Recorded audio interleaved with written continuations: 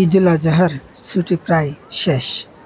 ঘরমুখো মানুষ, অফিসমুখী মানুষ, তারপরেও কক্সবাজার সমুদ্র সৈকতে অহরহ পর্যটক, হাজার হাজার লাখো পর্যটক।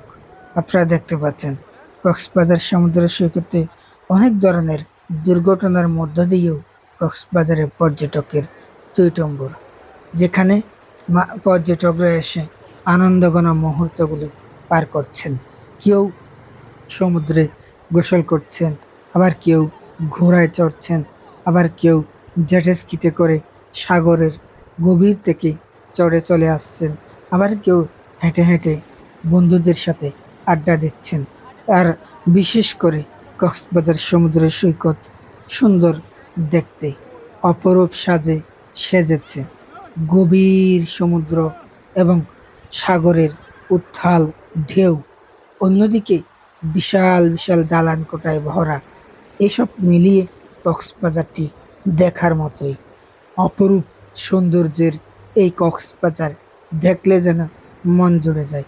বন্ধু বান্ধব, আত্মীয় স্বজন, ভালোবাসার মানুষ, প্রেমিক প্রেমিকা সকলেই এই কক্সবাজার ঘুরতে আসে, যেন তাদের আনন্দ এবং তাদের গুরুত্বপূর্ণ মুহূর্তগুলো এখানেই কেটে আবার তারা দিন শেষে, হয়তো রাত শেষে, আবার পরবর্তী দিনে বাড়ি ফেরার চেষ্টা করেন। এখানে ঘোড়া, জেট স্কি, ছাতা, চেয়ার এবং বিভিন্ন রাইডসগুলো মানুষের মন এবং আনন্দ দেয়। তারপরে আপনারা দেখেছেন এখানে কিন্তু জেলেরাও মাছ ধরতে ব্যস্ত। ছোট ছোট অনেক মাছ জেলেদের জালে উঠছে, এই যে দেখতেই পাচ্ছেন। তারাও কিন্তু দুবেলা দুমুঠো আহারের জন্য, পেট বাঁচানোর জন্য এই সৈকতে এসে জাল মারছে। তবে এটি কিন্তু কক্সবাজার সমুদ্র সৈকতের জন্য একটি খুবই খারাপ দৃশ্য। কারণ এই সমুদ্র সৈকতে জেলেরা যখন জাল মারে তখন কিন্তু পানিগুলো খুবই নষ্ট হয়ে যায়। আর নষ্ট হোক বা না হোক, এটা আমার বড় বিষয় নয়। আমি আজ আপনাদেরকে দেখানোর চেষ্টা করছি কক্সবাজার সমুদ্র সৈকতে মানুষ কি পরিমাণ রয়েছে এবং ঢেউয়ের গর্জন কেমন।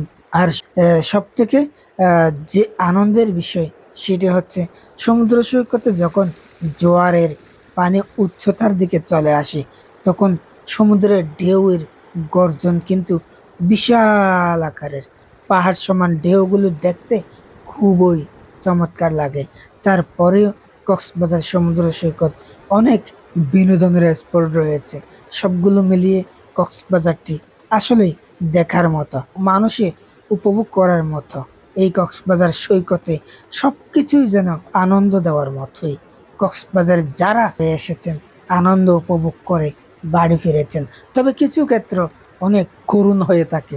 কেউ সৈকতে প্রাণ হারায়, কেউ আবার কোনোভাবে দুর্ঘটনার শিকার হয়।